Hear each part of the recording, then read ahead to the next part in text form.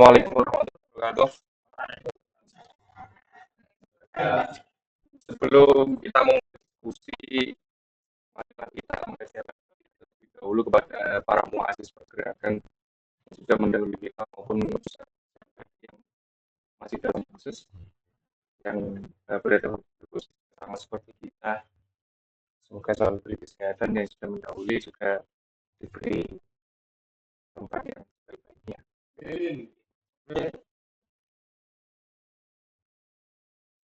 Al-Fatihah.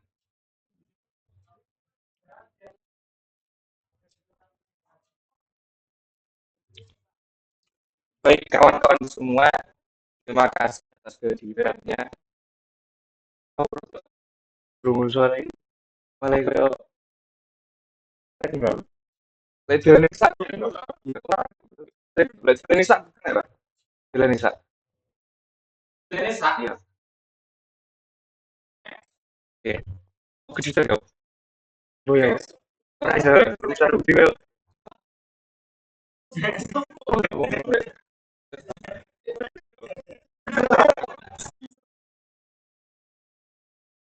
Terima kasih.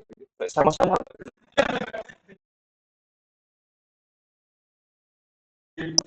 Ya, pilih kamera. Kamera punya.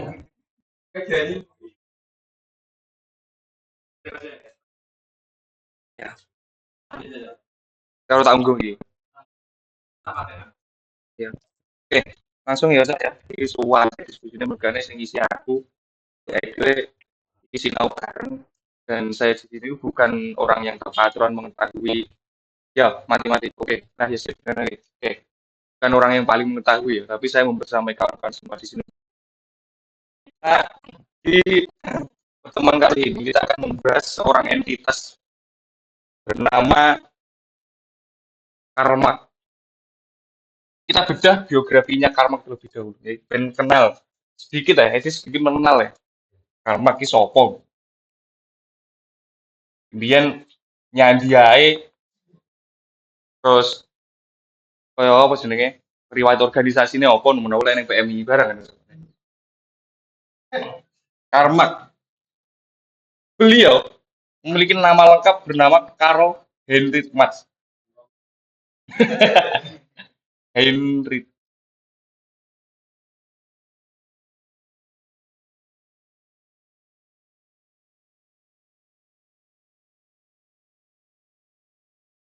Kita rasa meh kabeh bocah sini kene wis ngerti jenenge Karl Marx kita rasa. Wis dicek, cross check. Rene Descartes sapa sing ngerti? Piro? Angkat tangan sing ngerti Rene Descartes. Ngerti. Terus Ivan Illich. Tuh, golek kan ada ana, gitu. Golek kan ada gitu. Karl Marx saiki, Karl Marx sapa sing ngerti? Ngerti Karl Marx? Kenal. Ora percaya. Karl Marx. Mau cara ngerti Karl Marx? Tapi pasti. Sahabat Hanif. Sahabat iki. Wis kenal kabeh pastinya. Karl Marx. Saya rasa semua pasti sudah kenal yang nama Karl Marx. Taruh sahabat Royhan sudah hadir. Itu gak usah nih. Lek keliru ngomong titik wis langsung dijerot ya. Selamat datang Immanuel Han. Pasti kawan-kawan di sini sudah pernah sedikit mendengar yang namanya Karl Marx Taroso. Mesti setersohor itu tokoh seorang Karl Marx. Bahkan ketika kawan-kawan di sini yang goleki beberapa tokoh komunis dunia, itu sing mesti muncul ya fotonya Karl Marx. Karl Marx, terus Engels, Lenin, Stalin dan tokoh Cina si Mao Zedong. Itu pasti. Dan beliau lahir di Rusia, lebih tepatnya di Trier.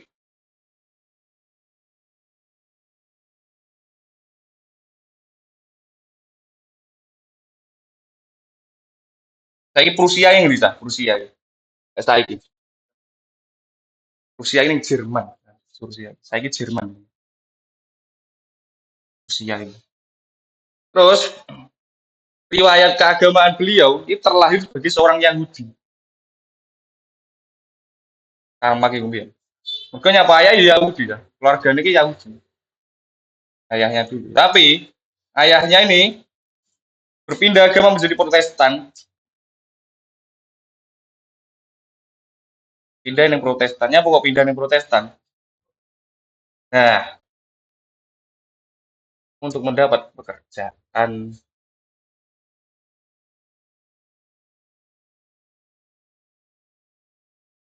akhir dari seorang karma ki agama apa kira-kira? Islam. Islam, oke. Apa? Dan apa? Agamane karma ki setelah beliau menjadi Yahudi baru kan orang sido Yahudi tau kan. Pindah. Ini agamane apa kira? Bagus kan Islam maksudnya mungkin. Protestan.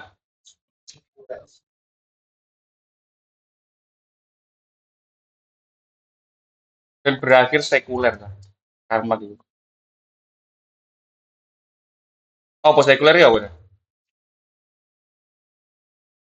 Napa tuh? Sekuler ya apa tuh?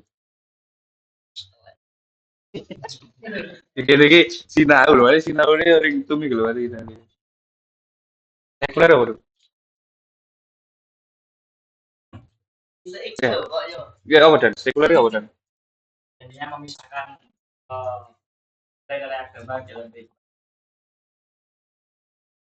Memisahkan praktik agama dengan pemisahan ya. Terus kurang lebih sama lah. Pokok praktik lah. Itu praktik. Ya.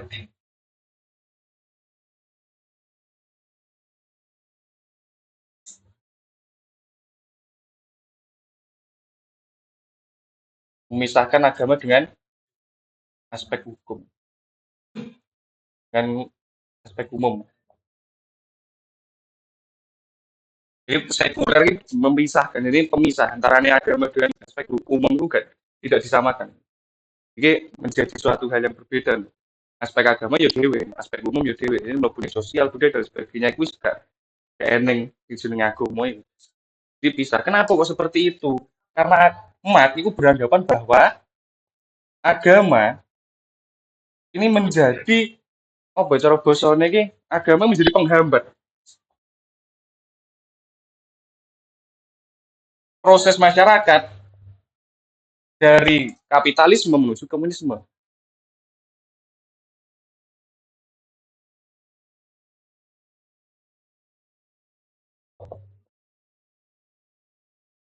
Ini sedikit disinggung kemarin neng si sahabat tadi. Ini kan bahas konflik sing merujuk pada praktik agama kan. Itu dibahas itu. Kenapa seperti itu? Karena memang jelas agama itu dijadikan sebagai alat untuk meng membius, membius para kaum kerja. Jadi ini dilewatkan dari agama terlebih dahulu gitu. Makanya kemudian kami ini beranggapan bahwa agama ini menghambat proses masyarakat dari masyarakat kapitalis menuju ke komunis. Akhirnya berubah, akhirnya gini sekuler. Lanjut neng riwayat pendidikan.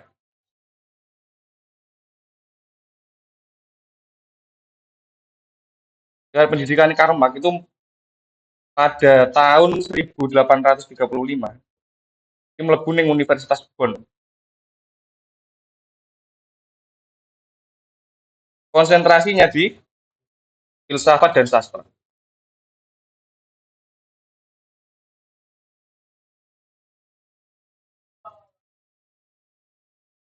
Tapi itu pun ning Universitas Bonn ini mau setahun lah dari ini. Oke tahun 1936 kuwi pindah kampus ning Universitas Berlin.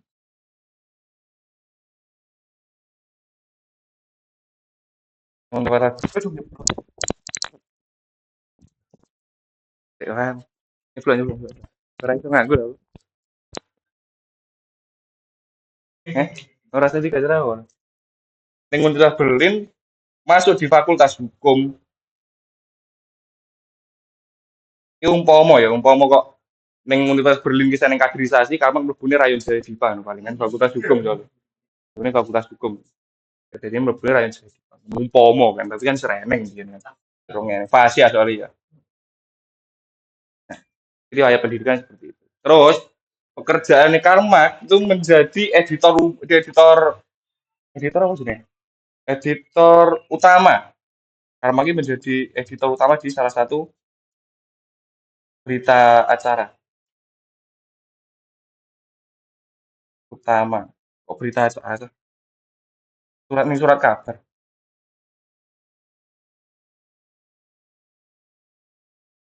Dan kemudian bertemu dengan seorang tokoh bernama Fredrik Engels. Si sahabat karipe si Karl Marx yo Fredrik Engels. Coba yang kenal Fredrik Engels ini. Si wong sambung lah Fredrik Engels. Nah, kemudian buah hasil dari pemikirannya Karl Marx itu karyanya yaitu apa cah? Karyanya Karl Marx ya apa? Gak salah sahabat Dani wis maca dari niku. Das Kapital. Terus manifesto komunis.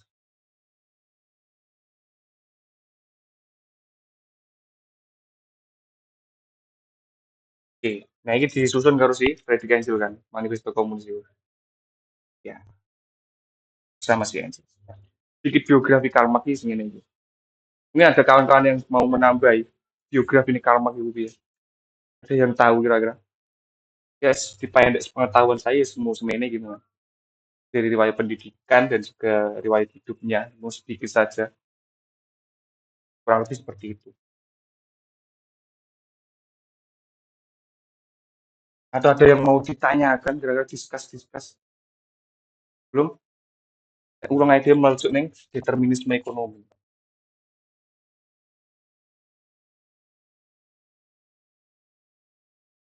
Mungkin ada yang sudah sedikit mempelajari determinisme ekonomi ya apa kira-kira? Dapat Ridho, mungkin tak kira saya itu mau coba dapat Ridho ya. Ya, monggo.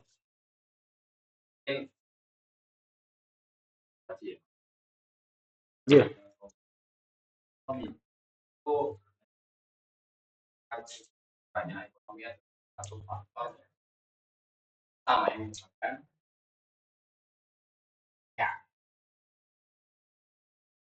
Lebih tepatnya faktor utama yang mempengaruhi aspek masyarakat.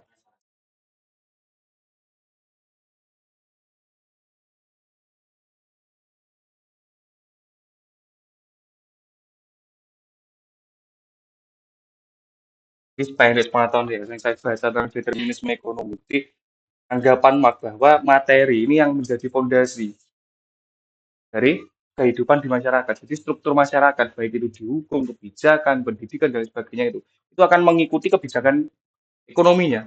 Soalnya apa? Sing difokusnya ini materi. Dan materi itu ya berbentuk makanan, ya kualitas hidup. Maka struktur masyarakat itu terpengaruh pada faktor materi ini tadi. Gitu. Di sini determinisme ekonomi itu. Jadi struktur masyarakat akan mengikuti, gaya hidup dan lain sebagainya itu akan mengikuti eh, aspek material ini tadi.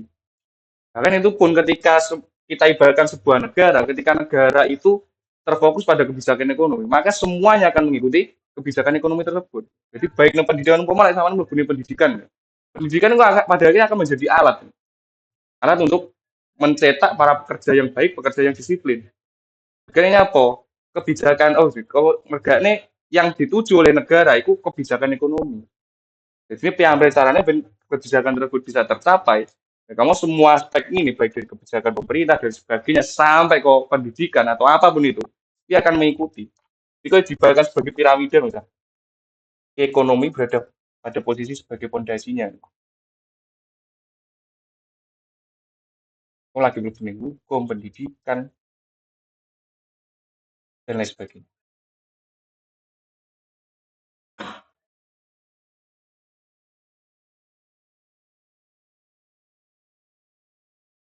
Dan ekonomi yang akan menentukan struktur yang ada di masyarakat. Sampai sini ada diskus kira-kira.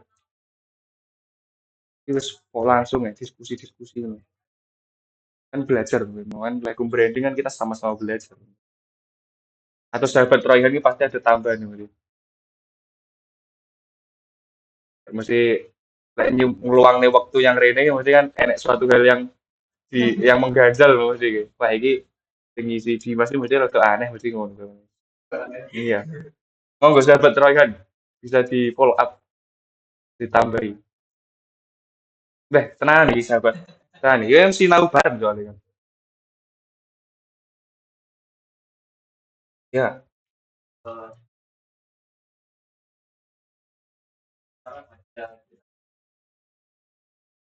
Ya.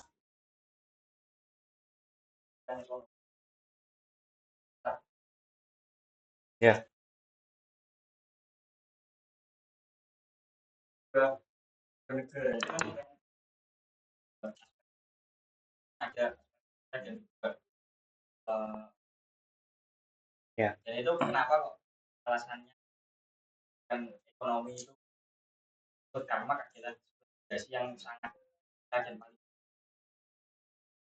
Terus kita rujuk pada suatu definitif ya. Nanti kita maknai kesejahteraan ini. Kesejahteraan itu kira-kira satu poin yang perlu kita biasa nih disampaikan apa kira-kira? Kesejahteraan. Merujuk ini apa?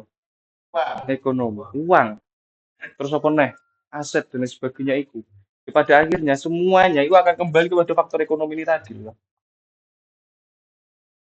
Makanya kemudian Karl Marx berpandangan bahwa ekonomi menjadi fondasi utama dari semua aspek yang ada di masyarakat gitu. Kali kembali kepada apa yang kemudian bisa dia no, apa caranya ki sing dicak niku apa kira-kira. Karena dia fokus di pendidikan. Sedangkan pendidikanmu juga membutuhkan aspek-aspek materi. Kayak sama kok aspek materi ini lagi pun juga tidak bisa didapatkan. Ya, kira-kira apakah dia bisa mendapatkan pendidikan? Kan pada akhirnya ya iki, kembali lagi pada ekonomi ini lagi. Ya,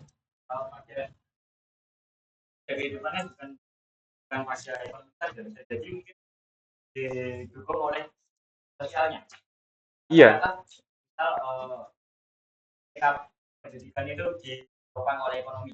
Hmm.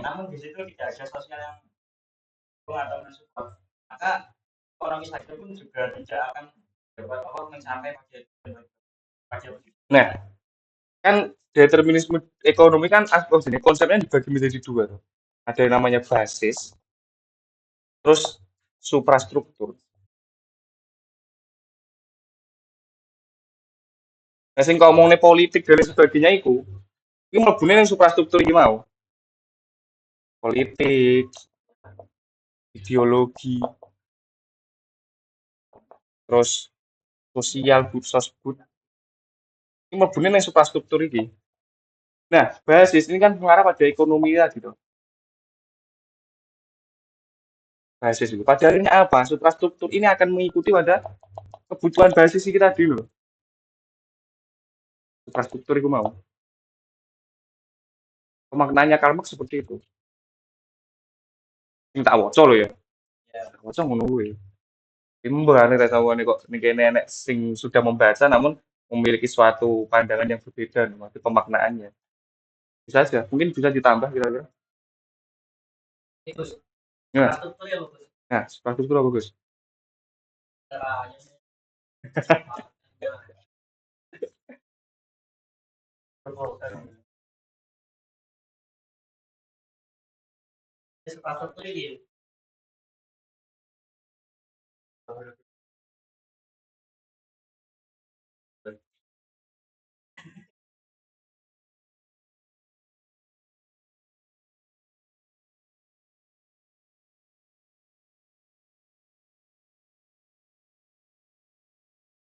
Pokoknya nek sing arep jelas nih gue, sahabat bagus gue. Iya.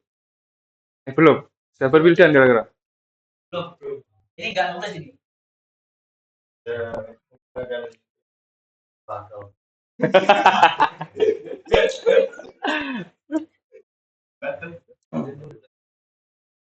Ya, yes, gitulah intinya. Jadi gini kan basis. Ya. Oh iya, sana sih, iki sih ben dikumbah lah no. Ya, ben dikumbah.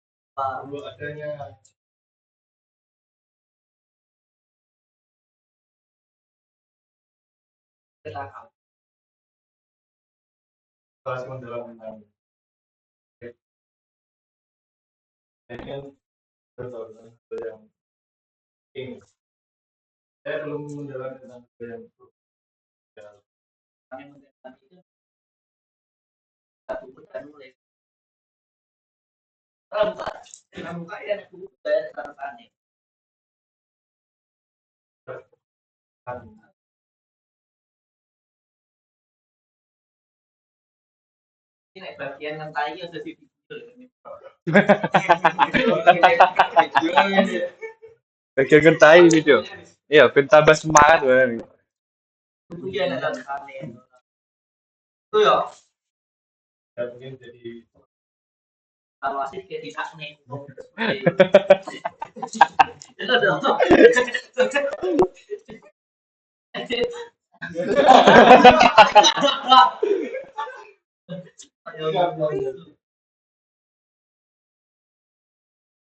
Lanjut sahabat. Oke, oke, guys, ini menumbuhkan habit-habit untuk membaca dan menulis menurut sahabat Roy Kanmu ya. Jadi ini kita kembali ke basis ekonomi tadi. Nah, basis ekonomi kan meliputi pada kekuatan produksi tuh, baik dari pekerja, terus neh iki alat produksi dan di wilayah kepemilikan dari alat produksi tersebut. Kepemilikannya yang memiliki alat produksi beserta pekerjanya ini tadi. Nah, suprastruktur ini dibentuk untuk menopang ini tadi, untuk memenuhi kebutuhan dari basis ini tadi. Makanya pada akhirnya apa? Ini kembali pada ekonomi. Kayak sing kok niku mau. Ya. Oh iya, mau. Ngon lagi ya.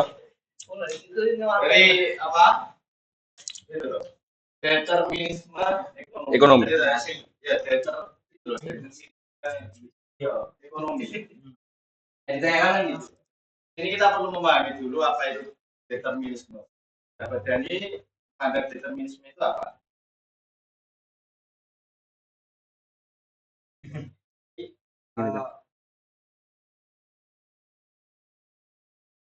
Iya, rada enteng ya, ben diskusi ya kan.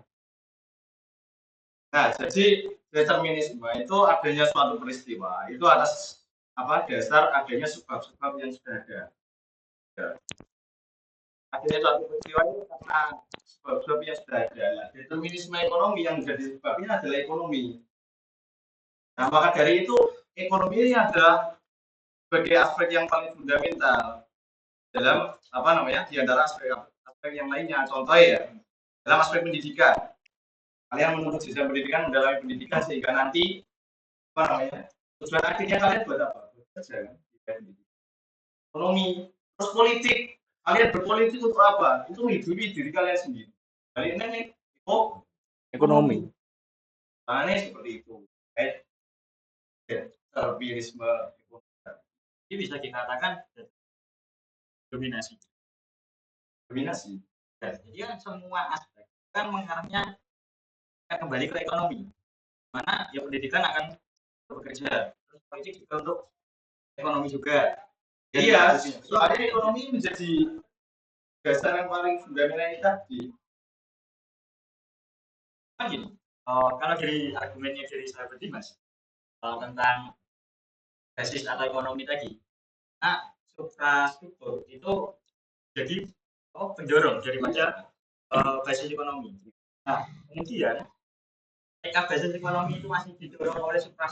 Bukan didorong, tapi dibentuk untuk melayani suprastruktur itu.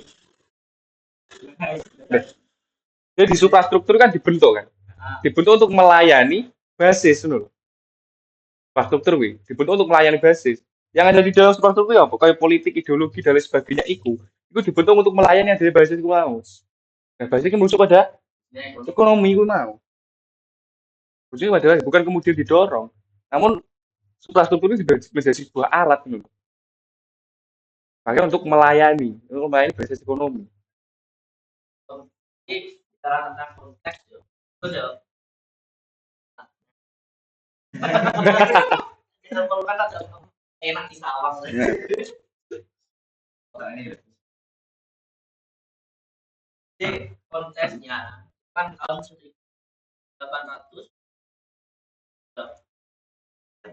Arma ini lahirnya tahun 1818. Inggris. Ya, 83. Itu. Nah, pada tahun itu ada namanya revolusi Prancis dipadai dan strukturnya oleh Agus Putih dan nah pada masa itu banyak pabrik-pabrik, contoh pabrik yang ada di Manchester, ada di Liverpool, ada di London, ada di Jerman, ada di Bavaria, Ya. ada di Prancis dan lain sebagainya, itu mulai membentuk pabrik-pabriknya yang terlalu mengeksploitasi. Tapi sejarah ini Ya. maka dari itu kesadaran manusia yang pada saat itu berbasis pada bagaimana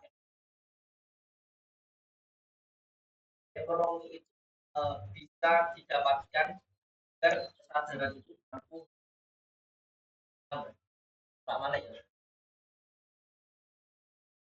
kan ya terus determinisme secara definisi itu bagaimana kalau saya nggak tangkap ya determinisme itu dominasi kalau dikarenakan menjadi ekonomi maka adalah dominasi ekonomi pada saat itu uh, betul dominasi ekonomi jadi yang dimaksud dominasi adalah bagaimana ekonomi itu sebab infrastruktur itu sehingga mampu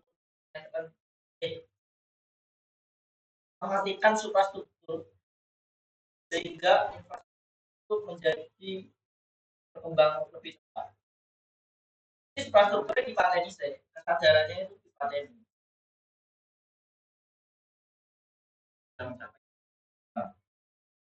Untuk mencari basis ekonomi. Untuk mencapai Struktur kan determinisme ekonomi kan pandangannya mak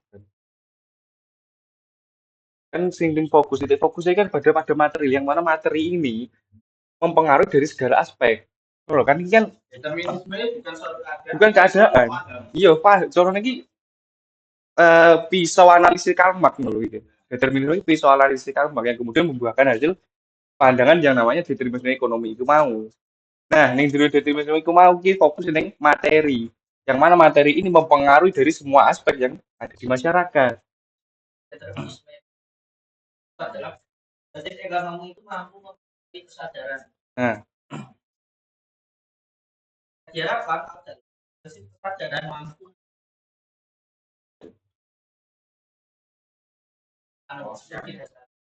nah asumsi dasar Karl Marx juga itu adalah bagaimana ini kita ini cara perjuangan kelas. Nah, kenapa Pak kita katakan sejarah perjuangan kelas? Karena sejarah manusia itu bentuk atas genocide dan juga invasi antar daerah. Jadi siapa orang yang lebih kuat maka dia akan menang dan mampu menguasai basis ekonomi atau daerah yang dilakukan. Ya, asumsi dasarnya Karl Marx itu. Harapannya itu adalah bagaimana ilmu itu tidak hanya menjadi untuk transformasi, tapi membentuk emansipatoris pada suatu bangunan. Bangunan kalau tegur,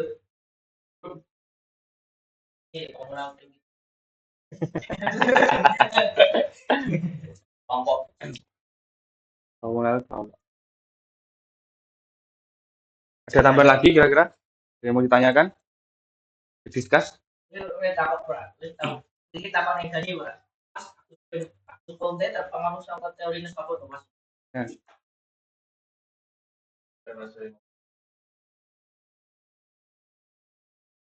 Dasarnya itu ya, dasarnya kan masih.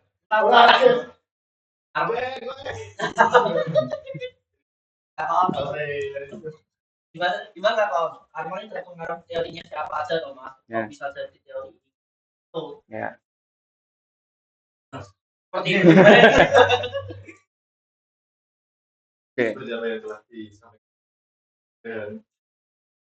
Oke. Ya. Pemikirannya Karl Marx. Tambahannya gini. Ya. Ketika kamu belajar sama Dimas, maka kamu pasti mempelajari orang yang memberikan pengetahuan oleh Dimas dan juga Dimas itu dikritik oleh siapa Jadi ya, sependek pengetahuan saya, pemikiran Karl Marx itu cara bahasa ini terdoktrinasi dengan pemikirannya Hegel. Itu pada masa dia belajar di Universitas Berlin ya lingkungan. Ini pemikiran Hegel karena bertemu dengan salah seorang Hegelian progresif, jenenge Ivan Sopon lali aku.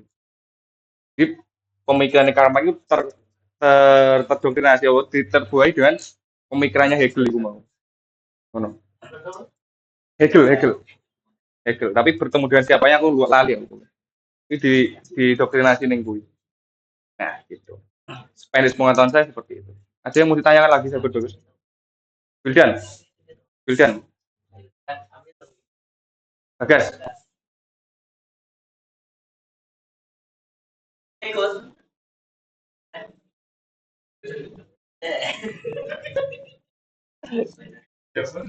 Iki sinau sah iki bebas iki. Ora ereng cara aku arep nganggep aku iso dhewe ora iki. Bebas.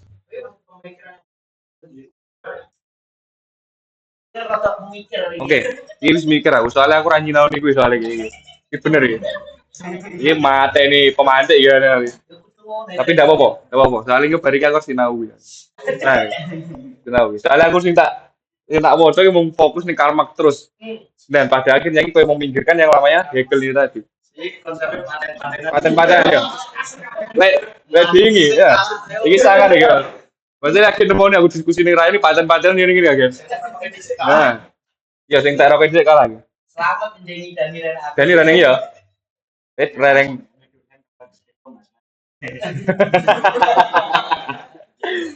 Oke, mungkin ada beberapa orang di sini yang mampu untuk menyampaikan. Oke, sahabat Royhan bisa ya, sahabat Royhan itu patron bisa bisa. Sahabat Dani itu mau bisa nih kira. Sahabat Dani kira. Nah, ya. Karena saya pun juga belum merujuk ke Hegeliannya juga sebenarnya. Tapi oh ya, pendek pengetahuan saya itu yang dipelajari itu masih karena ada pengaruh dari seorang Hegelian progresif ini Ivan Sopo gitu, Ivan ini lah, Ivan Ivan Ivan MPI, Ivan MPI. Nah, gue lali aku gue. Nah, itu ada akhirnya dia pun juga orang ini menyerap pengetahuan dari Hegel itu tadi. Ivan aku saling gue. Lali aku si Ivan. Ivan Ivan Dimas. Nah, itu. Mungkin kira-kira sahabat Ryan pastinya sudah tahu lah kira-kira.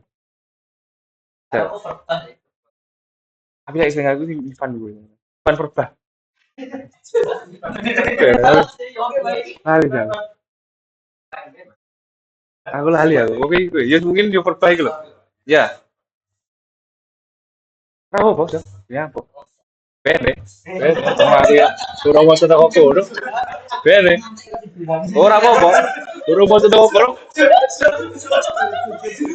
Perlu disuap iki aja, Nek. Damai ya.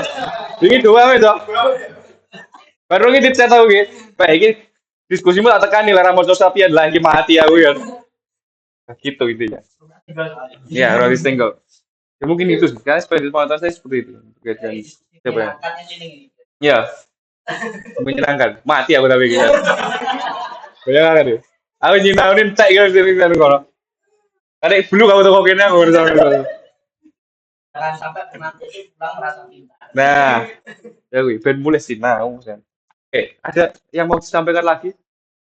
Atau cukup? Nanti kita masih sanggup. Hari itu mengkritik siapa? Kok jadi teori gitu kan?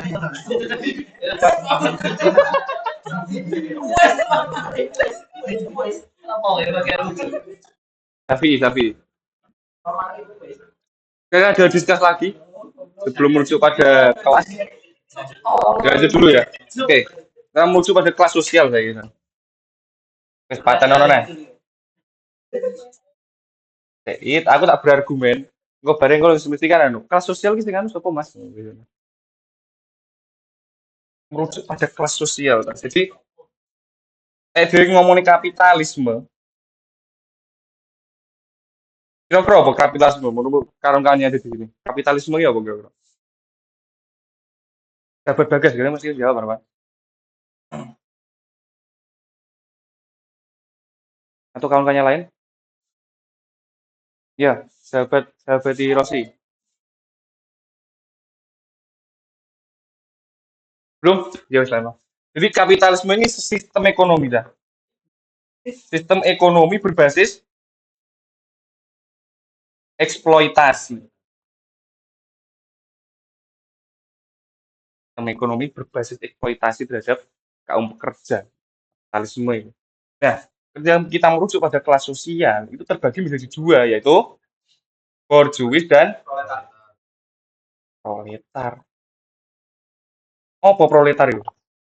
Apa borjuis itu? Borjuis itu apa kira-kira? Di perapak muda. Oh, kira-kira borjuis itu apa? Masa tak tulis Pak Edani, ngono kan? Kita kau dari itu. Bapakmu ini Iya. apa mas? Bapakmu ya apa? Oke, ya Mas, dan bapakku milik modal. Jadi borjuis kan pemilik modal dan juga penguasa. Ya, ibaratnya penguasa alat produksi, penguasa alat produksi dan penguasa tenaga kerja. Di pemaknaan Karl Marx Bu, terkait dengan berjuis itu tidak hanya dimaknai sekedar pemilik uang saja. Kapital kan uang tuh, kapital modal kan. Dan modal itu tidak hanya sekedar dimaknai dalam bentuk uang, tapi ini dimaknai dalam bentuk aset. Siapa yang paling menguasai? Kayak cara di barang kolam, pemilik uang itu cara di barang kan banyu nih toh. Dan air itu pasti akan habis. Beda dengan pemilik kolamnya. Sing duit kolam iso nyewakne ning nggon wong-wong sing arep ndelei banyu iku mau. Dan dia juga pasti akan mendapatkan airnya. Nah, maka yang dimaksud dengan borjuis ini pemilik dari asetnya ini tadi, pemilik dari alat produksi dan juga tenaga kerja, tidak hanya memiliki modal berbasis uang saja. Jenenge borjuis itu. Nah, proletar ini adalah tenaga jenenge wis aku lali. Tenaga kerja ya, yang hanya menjual tenaga. Jadi tidak ada apa-apa. Proletar ya ora ndek apa, ya ora duwe aset, ora duwe duit, ora ndek apa-apa, akhirnya apa? Yang jual hanya tenaganya. Dia mau duwe tenaga dia kerja. Pada akhirnya apa? Dia apa sih, menghambat terhadap tuannya. Siapa tuannya? Ya kaum berjuang tadi. Kalau apa sing duwe aset yo pemilik modal ini tadi, yang duwe aset yo berjuang tadi. Pada akhirnya apa? Karena dia hanya memiliki tenaga, padahal yang dijual terhadap para kaum pemilik modal ini adalah tenaganya ini tadi. Jadi dol mau tenaga ini tok. Dia ora ndek apa-apa. Pada akhirnya dia menghambat. Dan yang dituankan adalah para pemilik modal itu tadi. Kira-kira ada diskus terkait dengan kelas ini proyek taruh berjuis tak ya? Kira-kira belum? Nah, selamat datang sahabat koin. Tapi bapak sudah.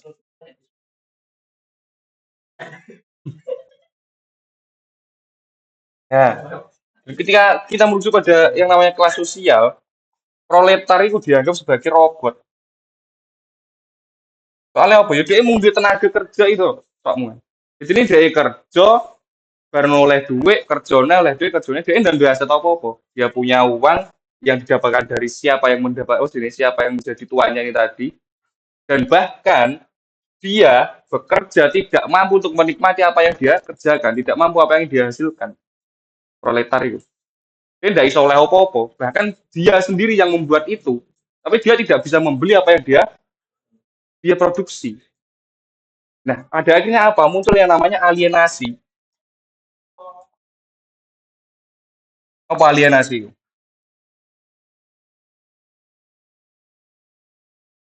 Alienasi apa kira-kira? Sahabat Indah, sahabat Indah. Alienasi apa sahabat Indah? Yo, buka KBBI mesti. Oh ya, betul. Alienasi keterasingan.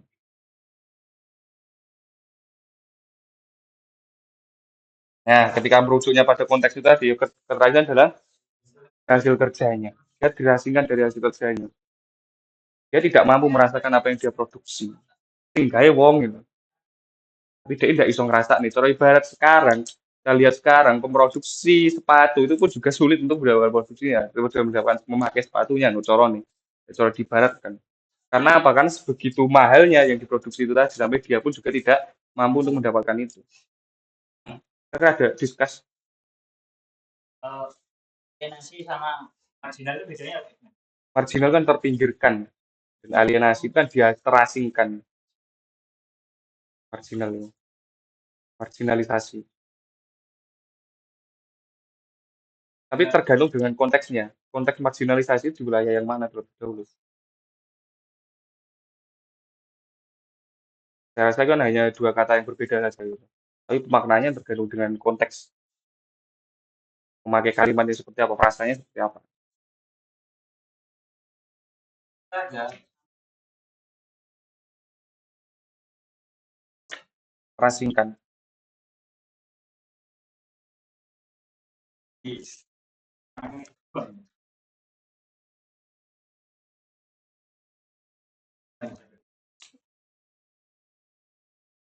Saya rasa ya.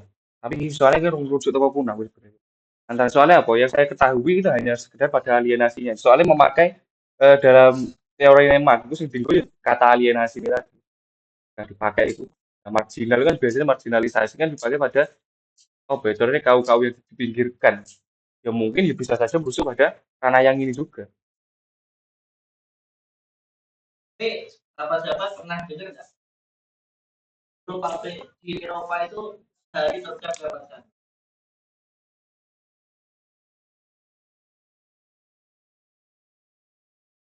Terus habis itu kan grup pabrik di Inggris itu mengadakan namanya Sunday League. Kenapa ada Sunday League? Itu juga liburan cuma hari ini. Jadi betul ya. Ya. Eropa harus ada yang kerjanya dari jam 7 pagi sampai 11 jam itu. 11 jam sampai jam 5 ya. Malam itu. Ya, karena hal tersebut, maka buruh itu teralienasi pada 4 aspek. Yang pertama, Iya, iya. bagus tanyakan dulu. Iya, iya, iya.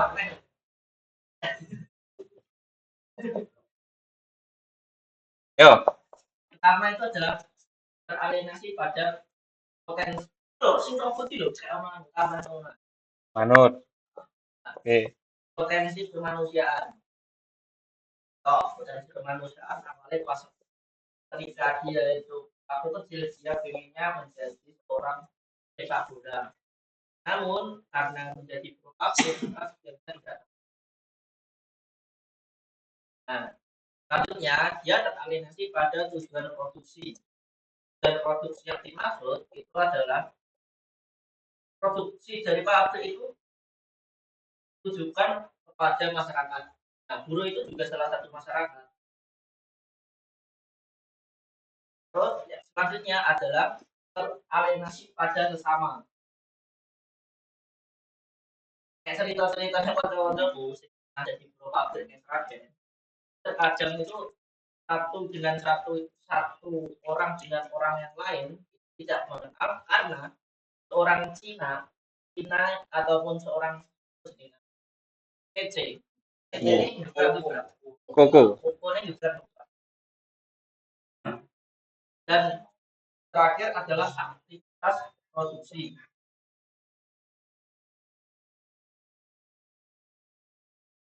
Yakni buruh itu teralienasi dengan habitat manusia untuk bertahan hidup karena terpaku pada UMR. Tidak cukup untuk menghidupi keluarga dan masyarakat. Nah,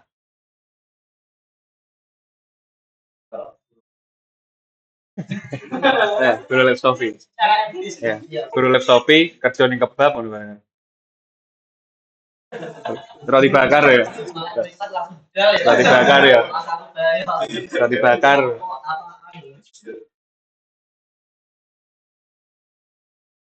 Ada discuss kira-kira sudah dipahamkan oleh sahabat Royhan Jadi pesan apa tergolong pada yang mati ya. proletar dan juga berjus apa saja Kemarin lah aku nganaloginya nang kolam tuh, ya. versus proletar.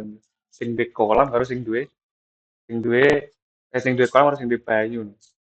Kayak bahkan sebetulnya kita lihat dari hari ini, per hari ini. Kita contohkan seorang Nadiem Makarim. Nadiem Makarim kan pemilik modal kan jelas. Jadi pemilik modal karena dia memiliki perusahaan. Dia dari perusahaan Gojek. Lek balik nih determinisme ekonomi tadi. Ngerti lah, Nadiem Makarim sebelum dia ditangkap itu dia posisinya ning apa? Ning menteri. Dia wis duwe duit sedangkan. Harus itu dia wis duwe duit ujungnya ra merujuk ning kono. Tapi kenapa dia masih merujuk pada kebijakan pemerintahan? Karena agar kemudian, nah sebetulnya gitu nih. Ben, Ben mana ya? Ben, kebijakan pemerintahan pun juga akan mengikuti dan juga akan jadi caranya ini akan menguntungkan pada pihaknya. Kalau sama ini DPR, saya kan wakil kalau Sahroni, berarti ya perusahaan, pengusaha tuh. Tanpa dia masuk pada posisi DPR itu sebenarnya dia wis duwe. Tapi nyapa kok mlebu ning DPR ben kebijakan nih sing ning jero pemerintahan iku dhek yo mendapat keuntungan.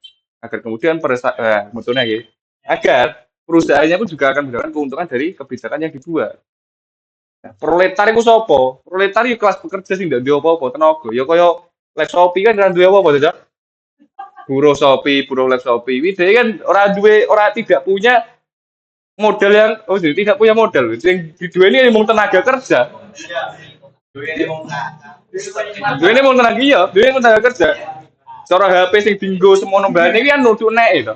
HP sing semono mbane di laptop iki nutuk nek. Iki kan nek bose. Ya berarti lek sawene koyo kontak ning laptop ya sing duwe modal ya sing ngekei nggon iku mau dia tidak bekerja dia apa ya mau monitoring dan yang bekerja adalah karyawan-karyawannya. Cara sama wani dhek ngantuk sing dipacun ya sing kerja ngono lho. Dia hanya sebatas untuk memodali saja. Yang menggerakkan perusahaannya itu adalah karyawan-karyawannya. Contoh itu, oh tapi dapat data sih pernah menghitung nggak KT dengan KT itu berapa? 2.500.000. 2.500.000 itu uangnya kemana aja pernah terpikirkan nggak? Oh, penting kuliah.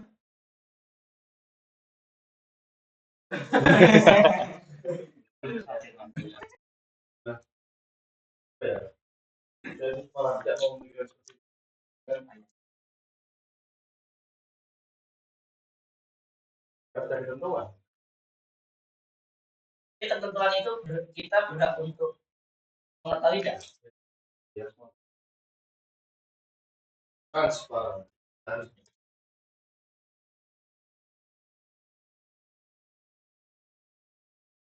Aku sudah tahu nggak aliran dananya? Merah.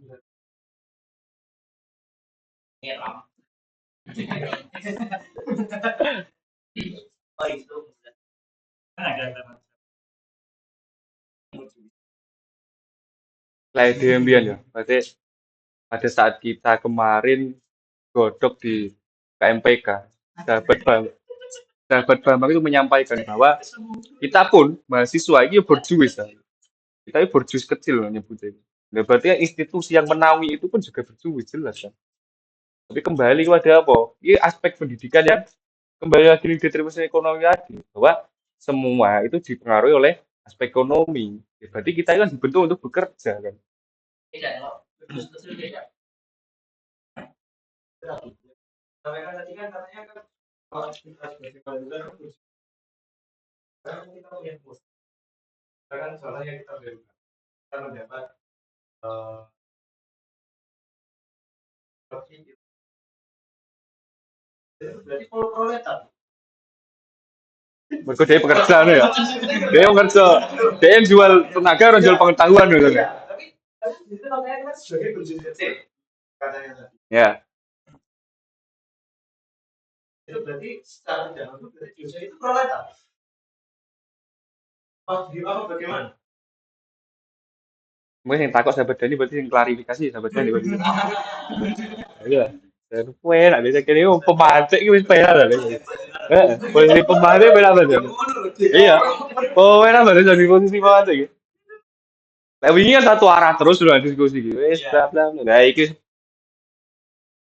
Terus saya tuh biasanya itu bukan wakil tergolongnya proletar, tapi lebih proletar kan yang enggak punya mobil, enggak apa yang jadi tenaga kerja kan gitu. ya. Namun saya rasa dosen itu bukan pekerja yang itu apa macam buruh atau proletar. Kenapa? Karena dosen itu kerjanya juga profesional. Bisa ditambahin, Mas. Profesional, bisa profesional. Profesional. Nah, profesional. Profesional. Kita kembali pada alienasi ke mau. Nek ngomongin profesional, iki mlebune yang sesama itu. Alienasi sesama itu. Nah, alienasi sesama itu pun juga karena adanya praktik profesionalitas itu lah. Akhirnya apa? Akhirnya terpisah. Jadi hubungan antara siapa dengan siapa itu hanya sebatas profesionalitas. Akhirnya menimbulkan alienasi loh sebenarnya. Kayak saware awakmu ngomong proletar, dosen ini tidak proletar karena dia profesional. Dari itu ya sudah menimbulkan alienasi. Alienasi selama ini juga merujuk pada profesionalitas. Jadi di sini proletarnya siapa? Saya siapa? Lek, Karena kalau dosen itu disebut proletar, saya kurang pas karena Ya. itu tidak teralienasi. Apakah dosen itu pun termasuk proletar? Karena menurut saya tidak. Karena apa? Karena bagian dari proletar itu kan pasti jadi rokok dan teralienasi oleh pada lagi. Nah, dosen itu namanya tidak teralienasi oleh pada yang gimana tujuan produksinya itu juga tidak terpakai contohnya kok. Jadi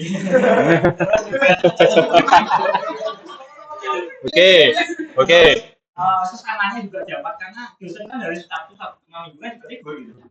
Juga dapat waktu untuk aktivitas selama pagi. Aktivitas produksi. Nah, Aktivitas produksi. karena maka jadi itu makanya dosen itu kan wajar kita kalau Saya rasa ini sebenarnya berguna kontekstualisasi ini aku. Iya ya, asumsi liar akhirnya gitu nih kan. Asumsi liar. Sebenarnya ya, saya pun juga sepakat mas seperti saya rasa. Karena dia pun juga tidak tergolong tidak mendapatkan alienasi ini kali itu. Ya, walaupun memang tergolong ada posisi di mana dia berprofesionalitasnya itu. Gitu. Tapi saya rasa itu dia masih bisa mendapatkan hak-haknya. Ya iya saya oleh aktivitas produksi dia iya saya oleh, dia cita-cita apa umpama ya, dia kerja jadi dosen, dia pengen jadi tukang bal-balan menurut saya. Dia saya oleh begini apa dia pun juga memiliki modalnya itu tadi. Saya rasa seperti itu. Saya rasa ya. Kalau kenapa mahasiswa itu mahasiswa umum para rokok ya, itu dianggap bagus.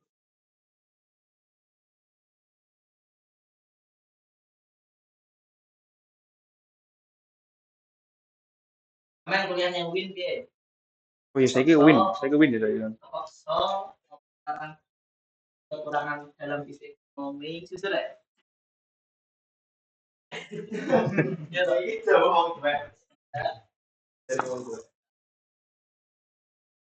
Biasanya seniorku kreatif tahu era kiri terpaksa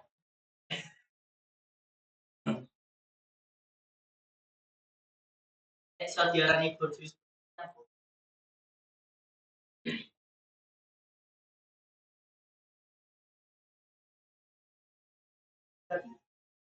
jadi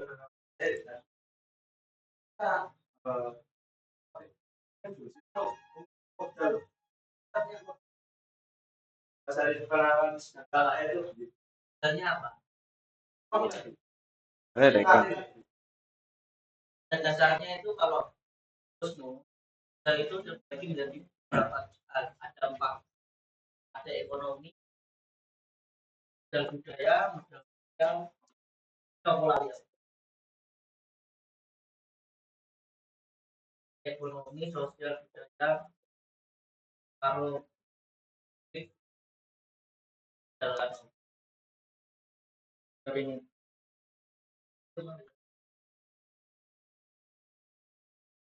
Tapi singkat kata, kenapa kok mahasiswa itu bentuk kursus kecil? Karena dia memiliki peluang waktu. Dan saya yakin bahwa anak-anak saya itu pasti nganggur. Ya. Kayaknya nggak melawan. Dan ya, Pertanyaannya adalah Pak itu apa di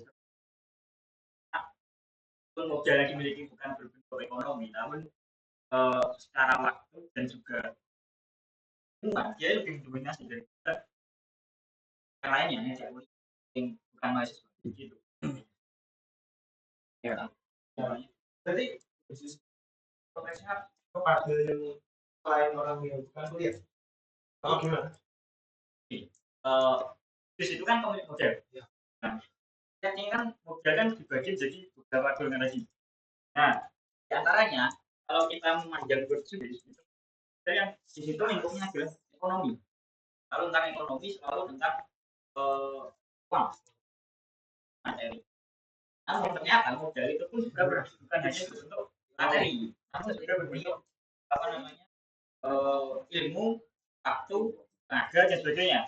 Dan mahasiswa itu tergolong sebagai berstudi karena memiliki bagian modal yang tidak seluruhnya, gitu. Makanya kita kan berstudi. Nah, gitu.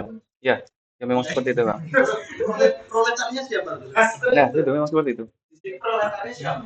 Ketika kita merujuk Pak Sawan ya, dia membahas bahwa mahasiswa itu berjuang kecil karena dia memiliki keluangan waktu. Proletarnya siapa? Ya proletarnya ya orang-orang yang tidak berkuliah. Kenapa? Karena dia tidak punya keluangan waktu untuk beristirahat. Dia mau terus bekerja. Bisa kan bisa dikatakan sebagai Robert ini tadi. Dia bekerja setiap hari, dia kerja leren turu sama lah atau keren di luang ke dolan ya dolan diluk turun neh sesuai urip neh kerja neh turun neh sesuai urip kerja urip neh. Tahunnya paling lelene dino minggu. Ngono sesuai kerja neh bahkan kalau seumpamanya itu mungkin tuannya itu menghendaki untuk lembur, ya padahal mau tidak mau kan lembur toh. Ya. Dia kan hanya selalu menghamba. Mereka apa yang dia butuhkan adalah apa yang diberikan oleh tuannya ini tadi. Dia kerja ning kono pengen jenenge arep goleki duit. Entah itu berapa yang didapatkan, sepiro ae, pokok aku ki kerja orang nganggur kan ngono. Nah, itu yang disebutkan bahwa mahasiswa itu sebagai berjus kecil. Dia memiliki keluangan. Proletarnya orang yang nggak kuliah. Orang yang bekerja dan tidak mendapatkan kesempatan loh. Tapi Itu kan ya. malah hubungannya terkait dengan kan yo orang harus itu kan fungsinya nek proletar yang kalau ibu kuliah Iya. Oh, yang dikontekskan sudah ada di perkuliahan ini tadi. Saya izin jauh ya. Kalau dalam lingkup kuliahan, kan kita menjadi berjuang. Dan saya menjadi proletar. Jadi kalau sejauh pengalaman saya ini menjadi proletar di kampus terutama di kampus kita untuk itu adalah pekerja outsourcing. Namanya. Apakah juga pekerja outsourcing? Iya, outsourcing. Nah, contohnya hasil tersebut adalah satpam dan juga OB, di mana yaitu digaji bukan langsung dari kampus, namun lewat kampus menggaji perusahaan dan perusahaan baru memberi kepada subjek tersebut kan ada sama OB. Namun dalam memberikannya ini sudah dipotong oleh pihak. Nah, kita nggak tanya-tanya ke satpam. Satpam itu ada strukturnya. Kalau sampean ada kegiatan yang contoh yang parkiran, kan ngomong nih gue satpam, dia nek komandane. Nek komandane, jadi belum ulang tindak gon. Ini kemarin sebenarnya sedikit sudah saya bahas memang pas ning posisi apa yang diskusi nih sahabat Ihsan terkait dengan apa dengan outsourcing dan sebagainya ini kan perusahaan ketiga itu kan. Itu kalau kita merujuknya pada lingkup kampus sih ketimbang YOP, satpam bahkan perawat itu kan saya lebih aneh outsourcing tuh. Perawat itu. Jadi ojo berbangga lah aku jadi perawat itu. Soalnya perawat itu ini pihak ketiga sekarang. Itu nih katanya Rada selimpit. Katanya rada selimpit dipandang kaya ketok pantes ngono. Kalau di Sawang ketok pantes. Tapi itu pun juga dia menjadi korban dari outsourcing. Jadi proletar sama saja. Kan sedikit kemarin kan sedikit sudah saya bahas kan. Jadi outsourcing kan jadi kapitalis harusnya seperti itu. Kayak gini. Kalau proletarnya yang sama, kan borjuis yang mempekerjakan proletar tadi itu apa hubungannya mahasiswa? Emang mahasiswa sebagai borjuis mempekerjakan satpam. Nah itu lah, itu kan golongannya pada berjuis kecil. Iya. Nah, berjuis kecil itu tidak memiliki modal yang sifatnya adalah materi, namun sifatnya adalah waktu, tenaga, dan juga ilmuwan. Karena memiliki ilmu lebih banyak dibanding yang tidak kuliah. Ya, kita memiliki modal itu. Nah, itu adalah golong berjuis kecil. Nah, berjuis yang berjuis itu ya. Lo enggak, maksudku adanya berjuis sama proletar kan berjuis sebagai orang yang mempekerjakan proletar kan? Iya. Nah, terus mahasiswa apa kamu Nah, mempekerjakan gini. satpam kan? Sebenarnya pemaknaan dari siapa sini, kenapa kok mahasiswa itu disebut sebagai berjuis kecil itu bukan hanya pada lingkup unitnya ini tadi, pada lingkup instansinya. Jadi, itu sifatnya itu sebenarnya umum ya memang. Sifatnya itu umum, bukan kemudian kok fokusnya secara konseptual hanya fokus di kampus saja. Soalnya apa? Ini setara model, Mas. Jadi ketika kita membahas mahasiswa, ini apa disebut berjuis kecil? Karena dia memiliki peluangan waktunya ini tadi, loh. Dibandingkan dengan orang-orang yang tidak memiliki peluangan waktu, yang seharusnya dia mendapatkan kesempatan yang sama. Nah, itu loh maksudnya gitu. Bukan kok kontekstualisasinya hanya di lingkup kampus saja. Tidak hanya di lingkup kampus, tapi general secara umum. Fokusnya ke umum. Nyapa kok mahasiswa disebut sebagai berjuis kecil itu mau. Kan di sak baratane dhewe. Itu kan yo akeh to wong sing sekarang sudah berposisi sebagai seorang pekerja. Nah, dibandingkan dengan kita yang seharusnya pun mereka itu juga bisa mendapatkan kesempatan untuk berpendidikan, dia tidak bisa mendapatkan. Makanya apa aspek materinya dia tidak bisa mendapatkan di wilayah itu. Mana loh mas itu? Nah, terus kalau satpam apa enggak berjuis dong, mereka juga modal apa modal ilmu kok, juga modal pengetahuan. Kalau mereka enggak memiliki pengetahuan enggak mungkin jadi satpam. Dia modal tenaga dan dia dipekerjakan. Makanya diarahin proletar. Modalnya ke tenaga. Dia mendapatkan pendidikan itu juga karena dididik di tempat berjuisnya. Jadi perusahaan outsourcing itu mau, wiki mendidik, baru kan distribusikan.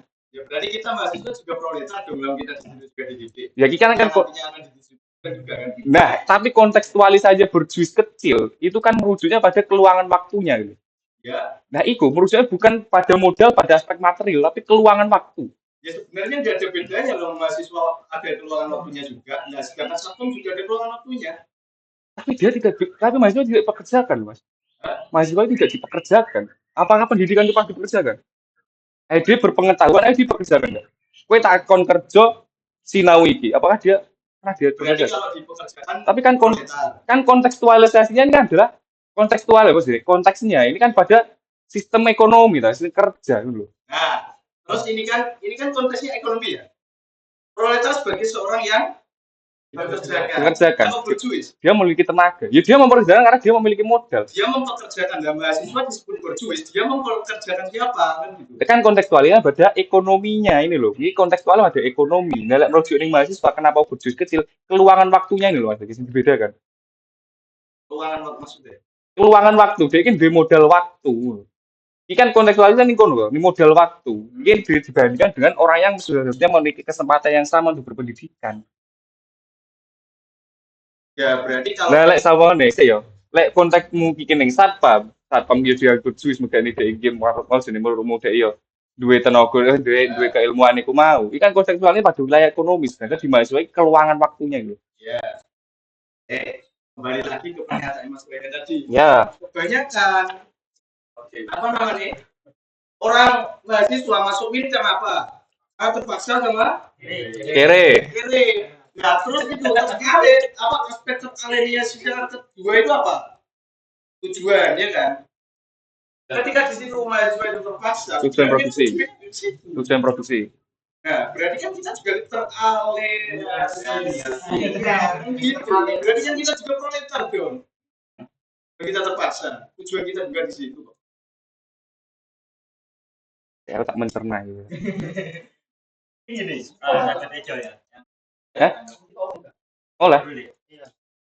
Pertanyaan dasar sing orang-orang membahas mengenai pendidikan dan kapitalisme.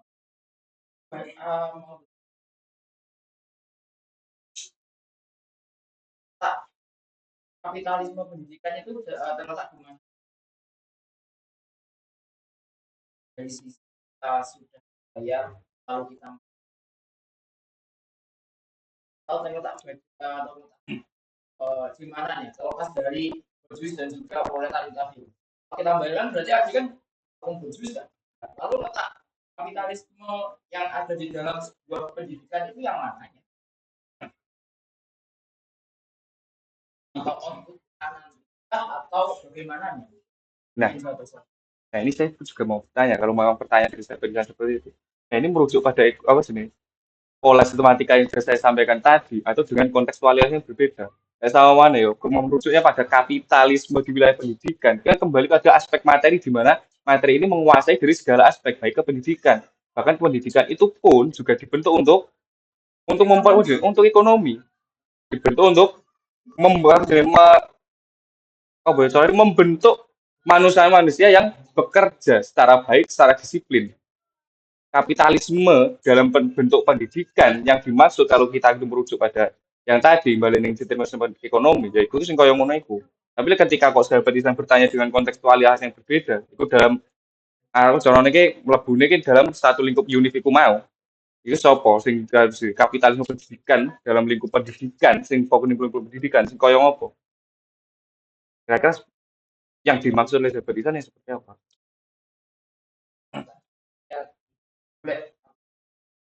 Dalam pendidikan itu adalah adanya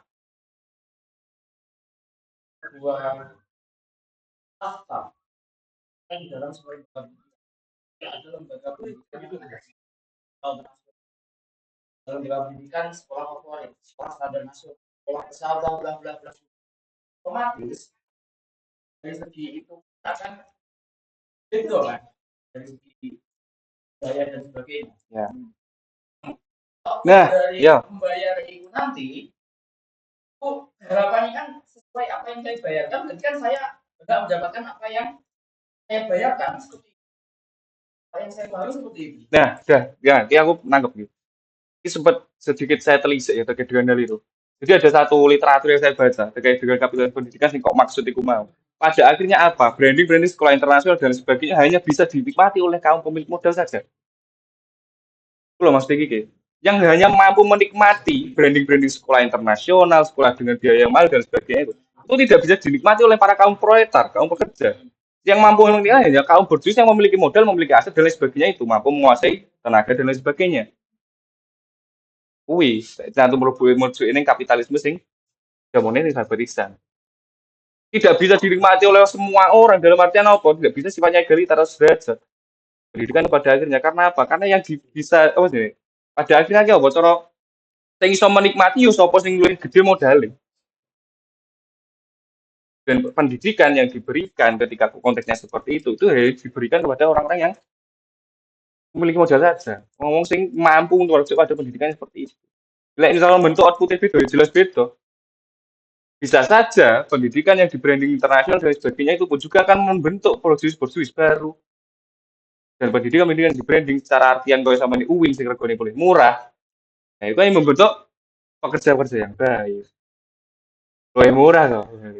Jadi cara dibanding nih umpama ya, dibandingnya Universitas Islam Negeri UIN Ki Ageng Muhammad Besari Ponorogo karo Universitas Ciputra. Universitas Ciputra sing ngisi wong apa? Wong Cina, wong sing duwe modal dan sebagainya iku. Cara dibanding nih, ya Universitas Ciputra bisa membentuk berjuis baru dan kita Universitas Islam Negeri ya kita dibentuk untuk menjadi seorang pekerja yang baik, gitu loh. Cara kasar loh, gue.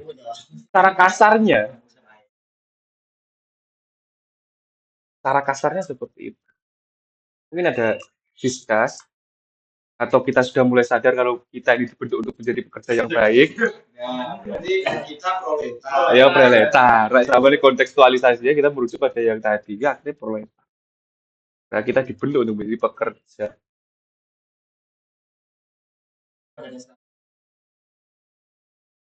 Jadi kan pekerja itu 400. Ya, dia bekerja sampai sekarang pun. Ini arah romono, tapi arah romono. Ketika kita berkuliah, pasti dosenmu masih mempertanyakan, Mas Dimas, isi dua cita-cita di guru kan? Nah, dengan gaji yang seberapa? Tapi arah sahabat Isan kan gak ngono. Lagi sahabat Isan pi arah yang kira-kira. Mungkin Apa dia? dalam pendidikan awal ya. Bahwasanya dari tujuan pendidikan dalam masa tapi kan kalau anaknya yang tujuan pragmatis Iya. sesuai dengan kapasitas sekolah yang ditawarkan. Iya. Nah itu sekolah yang nasional atau apa kan sudah pragmatis dari awal. Tidak lewat. Setelah berbasis NUI pragmatis agama. Juga kan gitu. Ketika kita membahas pendidikan, idealnya pendidikan ini kira-kira apa tuh? Membentuk generasi yang seperti apa kira-kira? Idealnya pendidikan. Bermoral kan ngono tuh cara bosone iki. Bermoral, berpengetahuan. Karena apa nih kira-kira pintar generasi Indonesia emas, Keislaman. berkeislaman. Wes awalnya ning universitas Islam loh ya. Kan yang Universitas Kristen ya berkekristenan kan. Kekeluargaan. Idealnya kan seperti itu sebenarnya pendidikan. Tapi kembali lagi pada pembahasan kita di awal terkait dengan materi ini, bikin apa sih mempengaruhi dari segala aspek. Pada akhirnya aku pendidikan ini jauh dari kata tujuan idealnya itu mau. Soalnya apa dia duwe kebijakan ekonomi yang perlu ditopang dan pendidikan juga harus merujuk pada ranah itu juga. Ben piye ben kebijakan ekonomi ini sampai pada tujuannya. Di pendidikan itu ya dipengaruhi oleh iku mau. Makanya kok nyapo ning determinasi ekonomi pandangannya Karl Marx, ekonomi dijadikan sebagai fondasi iku mau lho. Pasti fondasi ki ning iku. Semua itu tergawe pada Rone. Ada diskus? Lanjut dulu. Oh, urung entek. Nek cara entek iki ngambil teko revolusi ngono kan. Revolusi. Wis. Aku masan moco namanya rakyat orang sida iki katane. Lek moco. Saurunge aku idealisme. Iki jujur saja ya. Jujur saja. Kowe sampai ke iya, sampai ke moto. Betul lah. Moto kowe sampai kuat dilakoni ra kuat revolusi, tapi saya kuat dilakoni ra kuat kerja neh ngono jare Mas. Akhirnya ngono. Nah, gitu. Ketika saya sudah membaca itu. Jadi moco iki kadang megelnya kadang ya oh alah pengetahuannya seperti ini loh ternyata kan. Nah, kita menuju saat ini ora kuat lah Ren. Bagus loh menurut. Enggak, biasanya lo masuk ke Mas Royan. Iya, ya biasanya vokal satu dulu. Ya monggo satu dulu. Sebelum merujuk ke teori konflik. Iya omong dasar aja lah. Ya, omong. Meneng mikir iki saya.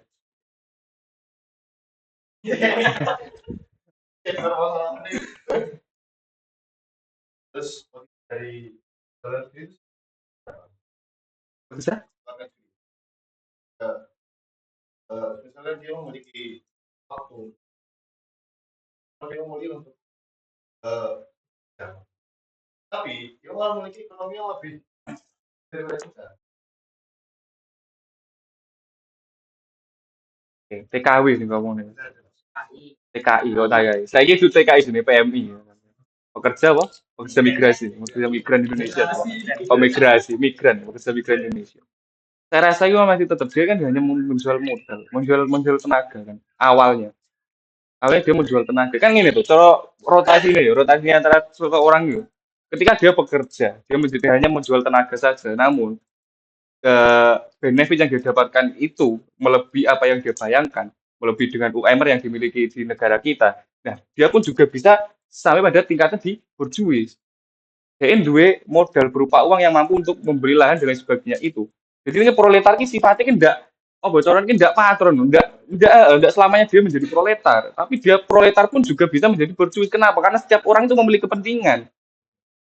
Setiap orang itu kepentingan dewe-dewe. Kemiskinan kan bukan takdir kan. Walaupun kemiskinan tidak bisa diberantas. Tapi miskin kan tidak takdir, miskin bisa diubah. Ketika seseorang yang miskin itu pun juga bisa sudah mendapatkan sebuah modal, dia pun juga bisa merangkak pada di sisi borjuisi tadi. Soalnya sama dia TKI kan cara dipikir-pikir kan dia proletar mungkin dia hanya menjual tenaga. Tapi benefit yang dia dapatkan pun melebihi dari itu. Pada akhirnya apa? Dia bisa mengumpulkan suatu modal yang dia pakai kembali untuk membeli modal lagi. Jadi caranya membeli sebuah aset. Ya, dia bisa menjadi seorang berjuis. Jadi proletar ini gak selamanya seorang proletar itu selalu pada posisi itu saja. Jadi proletar berjuis ini gak patron. Ya berjuis iso uga jadi proletar. Proletar iso jadi berjuis. Karena apa? Karena sifatnya manusia itu semua memiliki kepentingan. Manusia itu ada kepentingan. Ada sih, Kas? Jadi masalah terkait apa berjuis dan juga proletaris pada konteksnya. Kenapa kok sistem kapital dianggap mengeksploitasi? Itu karena ya, adanya sistem kapitalisme ini itu akan menimbulkan yang namanya akumulasi kapital atau penimbunan uang. Nah, terus penimbunan sama pengumpulan uang ini tidak hanya dapat didapatkan ketika di situ memperbanyak produksinya. Contoh ya, akumulasi kapital. Ketika saya menjadi seorang berjuis, Mas Dimas ini sebagai proletar, saya memiliki usaha kebab. Nah, jadi akumulasi kapital atau penimbunan uang, ngakehne duit, iki orang gur gawe coro aku ngakehne produksiku. Paham enggak? Oga gur gawe coro aku ngakehne kebabku ben dituku wong akeh. Bukan hanya seperti itu. Dapat juga dengan eksploitasi kaum buruh. Contoh kaum buruh ini digaji dengan gaji yang cukup rendah. Nah, maka dari itu yang dalam sistem kapital ini ada yang namanya eksploitasi buruh itu ya karena itu adanya akumulasi kapital ini tadi. Ada yang mau ditambahkan?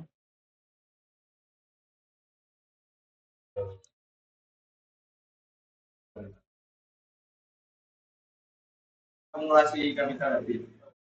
Efeknya, biasanya semakin kaya ini semakin miskin. Ya. Karena yang dieksploitasi kan tenaganya, Mas. Bukan kemudian kayak sama nih ini. Kayak sama nih kayak kamu di perusahaan gede. Jadi pada ini demoni sahabat itu malu. Yang diperbanyak itu bukan produksinya, tapi yang yang dihemat itu adalah gaji para pekerjanya. Penghematan yang pun. Bisa akumulasi kapital juga Nah, Nah, kalau masuk ke daerah yang MI tadi, nah, kan dia dieksploitasi di negara yang ditempati. Karena itu di Jepang, eksploitasi dia di sana di seluruh. Namun di Indonesia, jadi dia juga menjadi tingkat karena memiliki ekonomi yang cukup stabil dan dikatakan itu juga termasuk pada golongan bisnis tadi. Itu bagaimana? Apakah itu ini kembali lagi ke penjelasan dari sahabat Dimas. Jadi berjuis ini bukan kok yang memiliki uang banyak, tapi yang memiliki alat produksi. Jadi bukan kok pekerja imigran ini yang keluar terus punya uang banyak terus kembali ke Indonesia jadi berjuis ini enggak. Soalnya dia masih belum memiliki alat produksi. Tapi ketika di situ sudah memiliki alat produksi, lah itu yang namanya berjuis. Analoginya kayak uang tadi loh. Kalau kita punya airnya toh, nah air itu kan bisa habis. Nah, kalau kita punya uangnya, nah, air itu pasti ada. Terus ada yang nyewa tempat kolam. punya uang jadi belikan kolam. Iya, berjuis. Jadi barangnya jelas loh yang utopia ini benar. Utopia masyarakat ideal utopia. Berarti masyarakat itu. Jadi ngene sih saurnya itu ya. Kan benar. Seseorang itu dieksploitasi di negara lain karena dia bekerja dan membutuhkan aspek material. Kan manusia, hakikat manusia kayak apa tuh? Konsumtif kan. Dan produksi itu dibuat untuk apa? Ya untuk memenuhi kebutuhan konsumtifnya masyarakat itu mau. Kan ngono toh. Nah, seseorang itu bekerja karena konsumtif dan juga memenuhi kebutuhan materinya. Dia menikmati ketertindasan itu dengan bekerja di negara lain. Dengan benefitnya sebegitu besar, dia mulai mampu membeli sebuah aset, dia menjadi berjuis di tempat rumahnya. Kalau sama nih ini, contoh ini di branding kalau nih sekolah-sekolah kapal selam apa sekolah kapal selam apa gitu? Pesiar. Sekolah kapal selam. Sekolah kapal pesiar dari sebagian itu. Yang selalu di branding oleh sekolah-sekolah seperti itu apa? Gaji yang cukup besar. mulai nggak 1 juta, 200 juta dari sebagainya itu. Kan dari awal kan awalnya dieksploitasi tuh. Tapi dengan gaji yang sebegitu besar dan brandingnya, oh jenis kerja ning kapal pesiar dengan gaji itu orang suwi-suwi mulai buka usaha. Ini kan selesai loh, itu pada akhirnya apa? Ya dia menjadi berjuang. Bercuwis, itu kan ada kompleksitas masalah gitu ning kono iku sebenarnya. Dan sifatnya, sifatnya bercuwis proletariat kan tidak mutlak gitu Mas Diki. Bisa berubah, itu kan bukan takdir. Kan Tuhan tidak menakdirkan seseorang untuk menjadi proletar, kan orang yang tuh. Tidak ada, ini orang yang ora seperti itu. Sing gue kopiah soalnya. Orang yang ora ya. Ya, maksudnya enak lah sing nah, kayak ini seseorang yang menjadi seorang miskin akan hisapnya lebih mudah, kan biasanya ngono. Bahkan kembali lagi ke ada awal lagi, nyapa kok karma ki akhirnya jadi sekuler. Mungkin iku mau agama kan menghambat proses kapitalis menuju komunis. Mungkin iku mau agama pun juga diperalat. Nah, itu. Bahkan ya kembali lagi ku mau lho, komunis kemiskinan kan sifatnya bukan takdir. Ya ora mungkin wong lahir di dadekne miskin mah iki. Kan ada usaha untuk menjadi posisi yang kaya. Kita kan tergantung pada konteks. Kita ingin balik nih materi. Kita hidup butuh materi. Tidak sepenuhnya menjadi seorang kapitalis itu salah. Berarti apa ya? Kita pun juga butuh materi itu. Lah ada yang posisi dari kaum keparat, kaum miskin. Ya salah sudah di kapitalis itu soalnya mau apa? Mau jenis menguasai tenaga. Dia mau mengerjakan. Tapi ketika kita menjadi seorang kapitalis, ya kita menikmati itu. Ini faktual lain. Berarti berada pada fakta saja. Siapa dirinya tidak ingin kaya? Mungkin idealisme kita hari ini, bersama neneng koncoku sing ngono, alah aku tak jadi bakul bakso ae dibanding jadi DPR malah nindas wong dan lain sebagainya itu. Ya mungkin ketika di posisi yang benar-benar terpaksa, pada akhirnya pun juga gitu-gitu. Cara pragmatis sih koyo ngono iku Mas. Udah jadi pastor. Jadi pastor. Pastor pun juga kaya loh ya. Memperalat agama pastor itu tidak ada yang miskin. Mungkin kiai, kiai mungkin loh ya kiai loh ya. Mungkin, tapi kiai kaya juga banyak. Sekarang itu lucu ya. Rombong di kelas. Karena dia naik Mobil Pajero, naik mobil yang Jadi bersih. ini apa gitu? Nah, naik goblok. ya itu loh Mas. Akhirnya agama dipakai sebalik seperti itu untuk apa? Membius. Untuk membius pekerja itu selalu tunduk pada tuannya. Tunduk pada tuannya, kan dibius toh. Wis kerja sing apik manut karo tuanmu, lek kerja apik engko bakal oleh ganjaran, engko mlebu swarga penak hisabmu titik. Kalau aneh, saya pernah aneh ya. Dapat itu terangnya enggak sih? Apa sih dia mau karo akhir taubat itu? Oh, kejam. Tapi sih dia mau ini itu kurang. Kali aku belum tahu temu. Nah itu sama saja dengan bentuk-bentuk jual agama itu. Seharusnya agama-agama.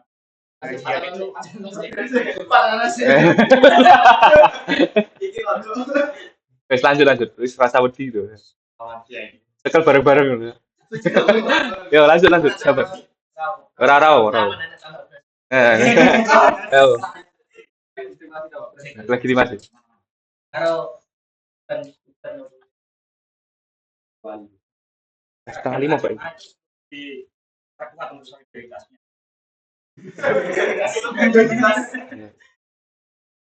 Solidaritas. Setengah 5 iki lanjut ya. Lanjut ya. Ijek jane. Lah yo wis dicukupi lah ya tuh ngono. Ayo wis. Ikut rasa barengan belum sholat sih. Ya. Oke. Ada diskusi kira-kira atau sahabat Roy kan atau sahabat kawan-kawan yang lain mau menambahi sahabat Hanif. Sahabat Hanif ini jangan hanya menjadi dokumentasi saja loh, tapi ikut bertanya loh. Iya pekerja, jadi proletar ini. Dipekerjakan soalnya. Saya lihat nih kini kau mendapatkan apa? Cara mereka modal untuk mencari keilmuan. Lagi mau antara ini laptop kan? Iya pekerja. proletar tingkat tinggi saya nemen deh. harusnya gitu. Iya. Karma kan berdibayar sini. Nah, itu orang apa-apa. Orang apa-apa plus sih. Ini proletar itu. Pinggir terusan. Proletar mutlak ya. bagian dari asasi. Ya. Oke, kita Revolusi ya. ada diskus sebelum rujuk ke yang lain. Ini jangan lupa. Nanti kita hari ini punya PR. Ya, belajar. Karena apa dan Siapa? Siap. Terima kasih atas pengingatnya ya. itu ya.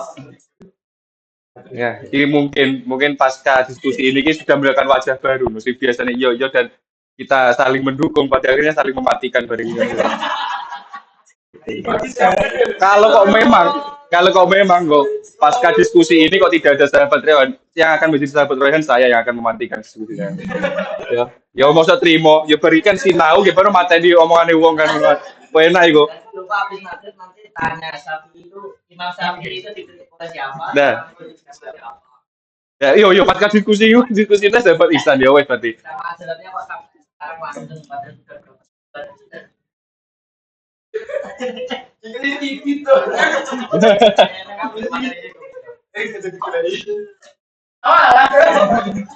Ya pasti kamu mati. Iya.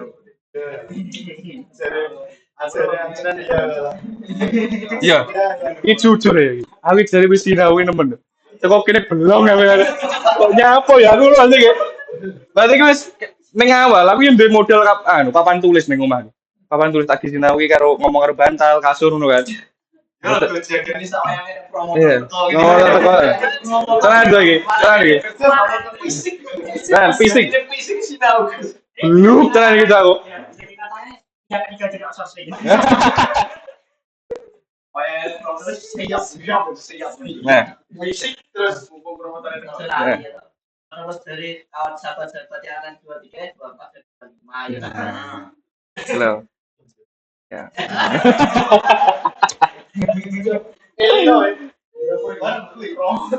Seperti promotor. Promotor ya di Pateni sik to. Pateni saya.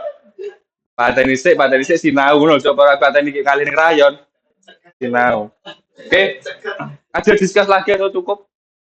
Lanjut. Nah, kita merujuk pada teori konflik.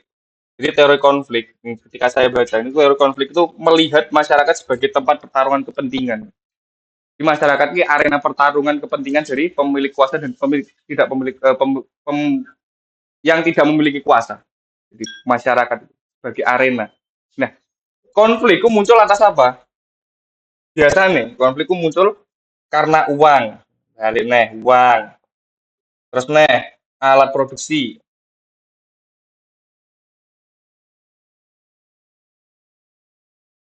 Kekuasaan. Oh ya. Nah, dan saya pun ingin bertanya pada kawan-kawan yang ada di sini. Satu poin saja pemaknaan terkait dengan konflik itu kok kira. Masalah, pertentangan. Pokoknya, ayo wis maca sekali kena. Apa ada yang lain? Kira-kira? Ketimpangan. Tapi kan dulu aku loh. Sahabat bagus. Sahabat aku suka aku sahabat bagus. Gak serak. Ya wes gak serak. Masalah, pertentangan, ketimpangan, gak serak ngono. Oke. Kita bedah satu-satu. Mohon maaf guys sahabat Ihsan, tapi ini menurut pandangan saya. Nah, ketika konflik dimaknai sebagai masalah, pada akhirnya apa? Ya adanya konflik itu akan memunculkan suatu masalah. Tapi sedangkan pemaknaan dari konflik itu sendiri adalah pertentangan sebenarnya. Gitu. Ketimpangan itu adalah perane. Adanya ketimpangan yang pada akhirnya akan memunculkan konflik ini tadi. Nah, konflik itu dimana sebagai pertentangan. Kenapa seperti itu? Karena pertentangan itu pun juga akan menghindari masalah.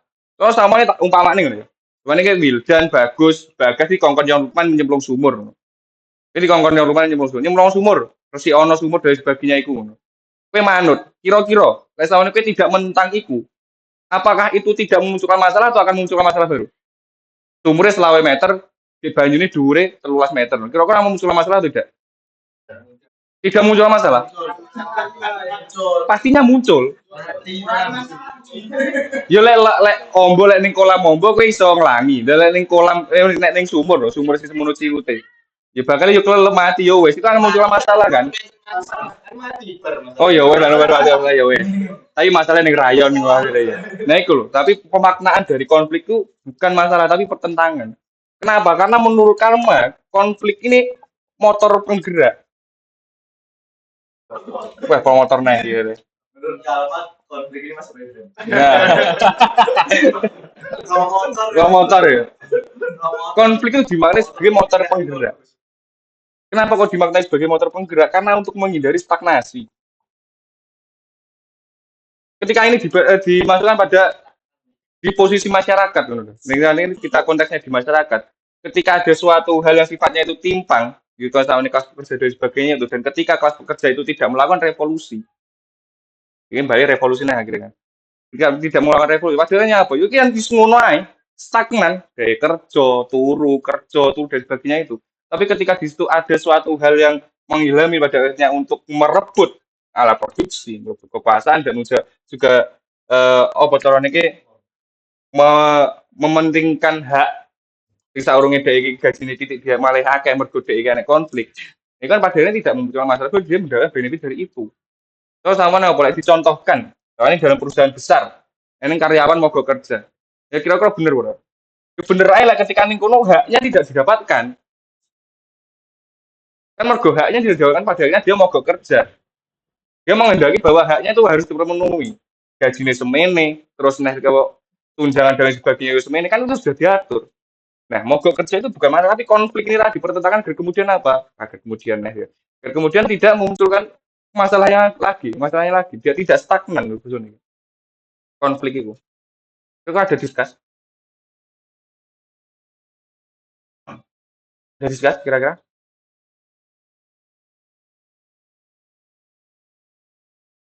Setengah lima gitu. Biasanya ngomong setengah lah setengah lima gitu nih.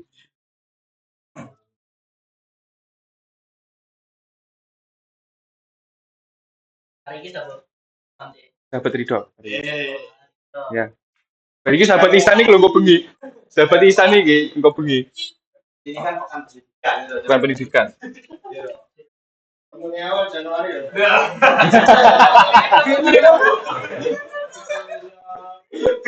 Januari pas libur. Oke, kira ada diskus?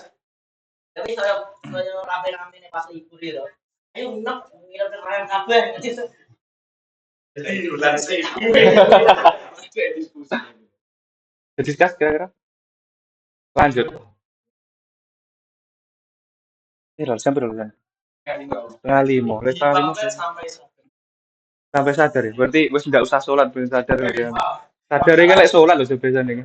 Apa dipadani bal-balan? Lerene lek pas maghrib. Ngono.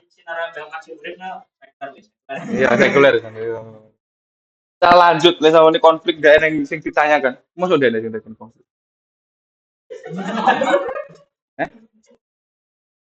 Apa? Yo. Konflik nah. Problematik kan. Ribon, saya beda nih. Dasar daripada konflik itu sendiri yang berangkat dari tangan. Itu nah, ada gak itu fungsi daripada konflik itu yang sifatnya apa ya? Macam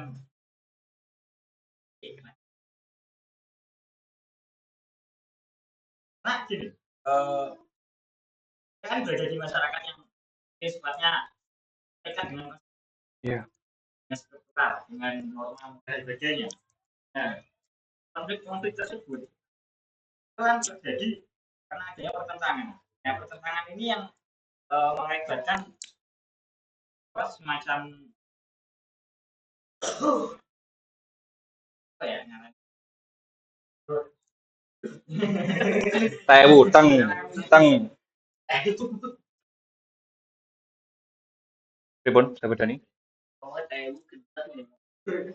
Simbolik kemarin. Simbolik. Simbolik apa simboliknya? Simbolik.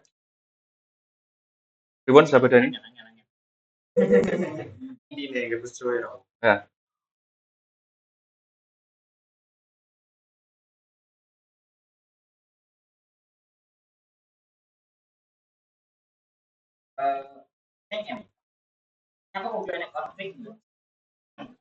Oke, saya konflik ya. Ini apa? Ini kan balik ini pertentangan.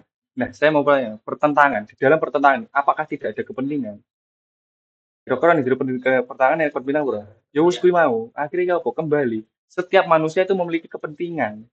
Makanya kemudian ada konflik tadi. Kan konflik di mana sebagai motor perubahan, ya kan? Ya. Konflik di mana sebagai motor perubahan agar kemudian, nah lah tunggu nah, agar kondisi masyarakat itu tidak stagnan pada posisi yang itu saja. Itu perlu adanya sebuah konflik. Jadi pemaknaan konflik itu bukan memunculkan masalah. Dia kan terbiasa dengan suatu diksi bahwa agar kita tidak menemui sebuah konflik kan konteksnya kan memang masalah. Tapi maksud yang sebenarnya dari konflik itu pertentangan itu tadi. Setiap manusia memiliki kepentingan. Sama ini kok satu kepentingan itu setiap individu memiliki kepentingan sama. Padahal kan membentuk suatu komunal kan. Sama ini kaum proletar memiliki satu kesadaran yang sama. Akhirnya kan membentuk satu komunal untuk merobohkan produksi, merobohkan berjuang dan sebagainya untuk menguasai produksi. Nah itu kan unit kepentingan, ya kan? Nah, ini diskusnya. Nah, itu kalau obat seni izin nambah kan, ya itu kalau konteksnya sosial. Dan kalau saya hubungkan ke pendidikan seperti itu. Ini saya ambil ke apa? Pemikiran Tamalaka ya. Jadi masalah itu harus selalu ada. Masalah itu harus selalu terselesaikan. Dan penyelesaian masalah itu akan menimbulkan suatu pengetahuan. Itu harus terus berubah. Ya, harus berubah. Dan akan melahirkan pengetahuan yang baru. Nah, oh iya. Ya, Jadi ketika lah ya. ketika karena kita apa namanya berupaya untuk bagaimana mewujudkan zaman kapitalis terhadap komunis, ya kan? Nah, dengan teori konflik. Namun ketika teori konflik ini dianggap pada kepentingan, gimana komunis ini bisa tercapai? Nah, Nah, saya tahu deh, jadi kan menurut saya kan. Saya mau bertanya tentang komunis. Kita mau ditandain. Salah Ya, mergo isak kos karo tumpeka yo ngono ya.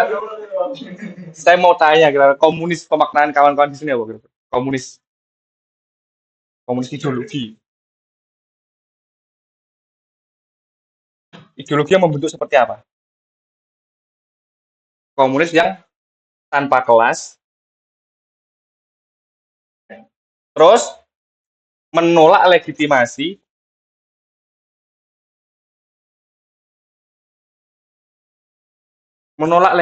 yang pemerintah yang memberi legitimasi terhadap kaum kapital.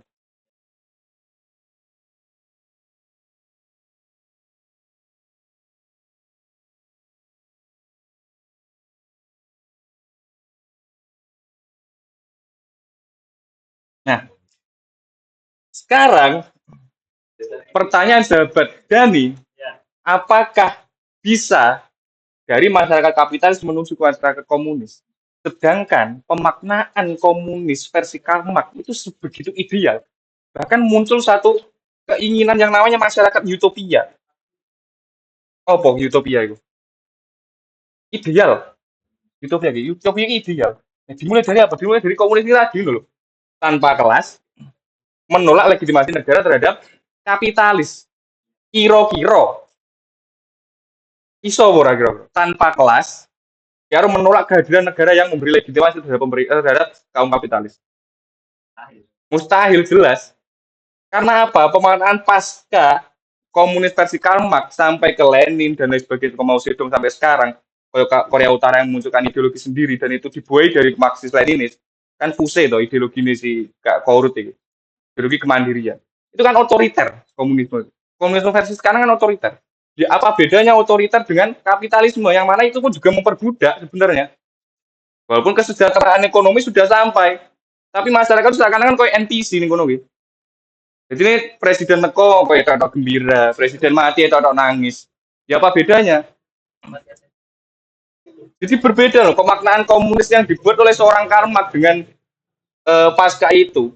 Definisi ini yang dimuncul dengan Lenin, baru diimplementasikan dalam negara Soviet, Stalin, Mao Zedong, sampai ke Korut, Vietnam dan sebagainya kan sudah berbeda. Sudah berbeda dengan yang diinginkan oleh Karl Marx. Jadi komunis versi Karl Marx ya mustahil memang. Memang mustahil. Kan kuncinya apa? Revolusi, ya kan? balik nih revolusi. Kuncinya kan jadi revolusi. Biasanya kan carayon kan ngono tuh. Ini revolusi ini kan revolusi ini revolusi. Aku kan carayon. Gue lo carayon. Aku kan carayon revolusi. Cuman gini, Iya aja nanti cek. yang dideteksi yang diharapkan ketika ingin komunis itu kan menjadi revolusi. Namun pada Bukan menjadi revolusi. Caranya mencapai komunisme itu dan revolusi. Menurut. dengan revolusi. Iya. Namun pada realitanya pada saat revolusi tadi kan terjadi bukan komunis yang diharapkan oleh si Karl Marx. tapi komunis yang Ya sudah. macam itu. Nah, memang karena pada akhirnya apa yuk itu berotasi munyer dah gitu. Revolusi ya bar ngono ki ya wis mampu menguasai kan apa ya kembalian kepentingan kan semua itu bersandar pada kepentingan jerone gitu jerone revolusi kan ada kepentingan revolusi sekarangnya direvolusi mergo apa ada ketimpangan sama timpangan terus direvolusi baru ketika revolusi selesai membangun kebijakan baru sama kan itu di wilayah permukaan saja pada akhirnya apa siapa yang mau memimpin itu pun juga akan mengkapitalisasi lagi. Ora iso revolusi ki ndak iso. Revolusi total yang sebenarnya ndak iso. Soalnya apa? Revolusi ki harus berat sifatnya fundamental. Jadi berat dari akar-akarnya. Ora iso ke permukaan. Kowe kita contohkan ya, revolusi Nepal yang dikepalai oleh Gen Z. Ini kira-kira cara diidealkan. Kira-kira revolusi Nepal ini sudah sampai pada tujuan atau belum? Kira-kira. Yo belum. Karena apa? Karena masalah-masalah yang seperti korupsi, kebijakan-kebijakan tidak memihak pada rakyat itu tidak iso dihilangi, ora iso diatasi. Tidak ada solusi dari itu. Mau merobohkan otoritas perdana menteri dan sebagainya itu selesai jadi. Tapi sapa sing megang neh, sapa sing nyekel neh? Revolusi itu di kepala lewat siapa? Nah, karena kepala itu pun juga memiliki kepentingan, dia pun juga mampu untuk memperbudak lagi, mengkapitalisasi lagi. Terus namanya Rayon ya. Rayon adalah revolusion Lukman. Sing ngepalai aku. Terus sifatnya oleh cara bosen insubordinasi kan. Tak kepalai. Ayo cah, iki mergo yon Lukman korupsi, yon Lukman ngene dan sebagainya iku ayo direvolusi. Rayon kudu didandani neh. Tapi itu sifatnya permukaan. Yon Lukman medun sing ngepalai sapa akhirnya? Mergo sing mimpin aku, sing nyekel aku neh. Mergo aku ndek kepentingan, yo Rayon ya akhirnya panggil tak tindas neh. Mergo sing nyekel karena saya pun juga memiliki kepentingan di sini. Kan revolusi versi Karl Marx itu kan tidak ada, secara ini tidak ada yang memiliki kepentingan berbeda-beda loh. Satu kepentingan. Jadi kalau sama nih kok ngerebut alat produksi itu milik bersama. Apakah mungkin? Istilah beda. Ya. Jadi prinsip Karl Marx membuat utopia komunis ini didasari atas pandangan Karl Marx itu ngatur dari manusia itu bekerja sama dan juga memiliki tujuan yang sama. Natur itu sifat bawaan. Nah, terus kenyataannya natur dari manusia itu adalah untuk mempekerjakan orang lain. Man use of man. Man use of man. Ya. Makanya yang namanya komunis perspektif Karl Marx ini tidak dapat terwujud, tidak akan bisa, ini terlalu ideal. Terlalu sempurna. Nyato kirane arep pengen mewujudkan komunis versi Karl Marx. Iya ndase kudu padha kabeh bahasa Indonesia iku. Harus sama semua, tidak ada yang memiliki kepentingan. Tapi sama kok merujuk pada komunis yang versi sekarang itu kan semuanya memiliki kepentingan. Kan semuanya dipegang pada pemerintahan kan. Masih ben piye carane masyarakat egaliter, derajat. Kan semua kan dikepalai oleh kebijakan pemerintah. Dan pada akhirnya apa? Finalisasi ini apa? Otoriter iku mang. Kudu manut karo pemerintah. Ya terlalu ideal memang. Revolusi kan tadi sebenarnya Dipisui ya. Dipisui. Iya, aku nggih moto kuat dilakukan revolusi terus didoni lho paling enggak. Memang. Kan itu kan ya bukan utopia kan kembali ke utopis ya apa lah. Utopis itu khayalan loh gitu. Masyarakat utopian masyarakat yang benar-benar ideal. tanpa kelas. Gak mungkin gitu loh nih, tanpa kelas. Bahkan pengetahuan secara sadar atau tidak sadarmu juga ada pengkelasannya sendiri-sendiri loh. Walaupun gue sifatnya akhirnya ya bocor bisa dipandang secara positif lah. Tapi ya kembali lagi, you nature yang nature yang secara alamiah manusia ini kan juga mempekerjakan orang lain dan dia memiliki kepentingan gitu. Akhirnya ya berotasi terus. Mungkin dalam waktu sementara bisa di posisi yang benar ideal, sementara tapi sifatnya. Baru ya ditindas meneh. Apa kira-kira nganggep perspektif anarkis tanpa negara ngono kira-kira. Nah, Karena ini jadi barang kan, saya itu hidup berkompetisi. nah, bisa jadi kayaknya berkompetisi sebenarnya. Cepet-cepetan sinau sama lilehan kan. Tidak apa-apa tapi. Heeh. Sapa nilai iso mateni gitu. Tapi gak apa-apa, yang penting kan seneng sinau penting. Ini diskusi ini lebih rame biasanya kan.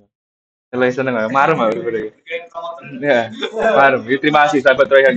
Walaupun sebenarnya awalnya gap sebenarnya. Waduh, ditekani jabingan ya aku. Tapi itu tambah ya. Ya, ya pastinya pun saya akan lebih kuat belajar dan mantik lagi. Tetap itu jelas ya. Paling ben tambah ketok goblokin loh malah. Jadi kan kawan-kawan, dikas kira-kira sebelum kita tutup, cukup. Yes, intinya itulah kawan-kawan. Jadi jika kita menginginkan sebuah masyarakat yang ideal, ya pastinya kita pun juga harus membangun fondasi yang sama dalam artian eh, kepentingan-kepentingan itu pun juga dibersamai dengan suatu kelompok dengan satu pemikiran yang sama. Ketika kita memiliki kepentingan pribadi masing-masing, pada akhirnya itu pun juga tidak akan mungkin bisa seperti itu.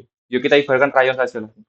Lingkup paling terkecil nih rayon. Ketika kita memiliki kepentingan yang berbeda-beda, ya akhirnya tujuan rayon untuk mencapai apa dan sebagainya itu juga akan mungkin terjadi. Tidak akan mungkin. Jadi saya rasa di diskusi kali ini juga cukup sangat-sangat menarik ya. Alhamdulillah. Dan terima kasih sudah menjadi audiens baik dan sudah menambahi dan menyadarkan saya untuk selalu belajar. Kecuali PRI. Ya. Ya. Nanti silakan ditagih dan tapi yo sembuh kapan yo sik yo. Kita si sapien sih loh saya gitu. Sapien sih. Nah, mungkin itu. Mungkin ada yang mau menambahi kira-kira sebelum saya tutup. Sahabat David, cukup. Mungkin itu saja. Terima kasih atas waktunya dan partisipasinya dan jangan sampai diturunkan atensinya terhadap ilmu pengetahuan. Kita di sini sama-sama belajar, sama-sama berjuang agar kita selalu merasa bodoh dan selalu untuk ingin belajar. Wong ngerasa goblok kan pasti tetap terus sinau. Lek wis pinter kan rasa sinau kan. Mungkin cukup itu dan saya tutup. Sebelum kita tutup, marilah kita tutup ini dengan kafaratul majelis. Subhanallah. Terima kasih akhirul kalam wabillahi muwaffiq ila aqwamit thoriq. Wassalamualaikum warahmatullahi wabarakatuh. Waalaikumsalam. Salam pergerakan. Salam.